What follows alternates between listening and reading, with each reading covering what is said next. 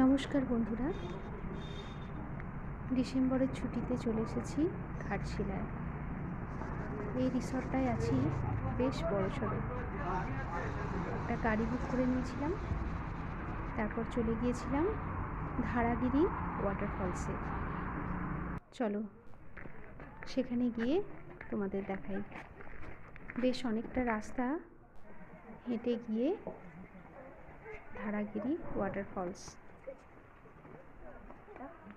প্রাকৃতিক শোভা অপূর্ব,